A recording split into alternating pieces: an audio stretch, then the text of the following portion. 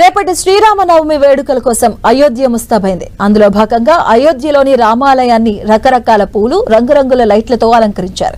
విద్యుత్ దీపాల వెలుగుల్లో అయోధ్య ఆలయం మెరిసిపోతుంది.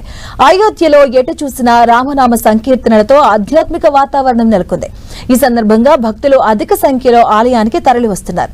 మరోవైపు నవమి వేడుకలకు సంబంధించిన షెడ్యూల్ ను రామజన్మభూమి క్షేత్ర ట్రస్ట్ ఇప్పటికే ప్రకటించింది. రేపు నవమి సందర్భంగా ఆలయంలో బాలరాముడికి ప్రత్యేకంగా అభిషేకాలు, పూజలు చేయడంతో పాటు మధ్యాహ్నం 12 గంటల ప్రాంతంలో సూర్య తిలకం దిద్దనున్నారు. సూర్యకిరణాలు దాదాపు 4 నిమిషాల పాటు బాలరామయ్య నుదుటిపై పడబోతున్నాయి.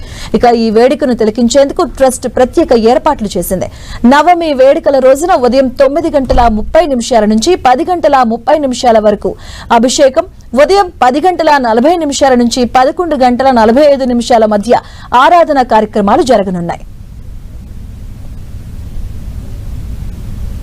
ఇక మధ్యాహ్నం 12 గంటలకు హారతి అనంతరం సూర్య తిలకం కార్యక్రమం ఉండబోతుంది.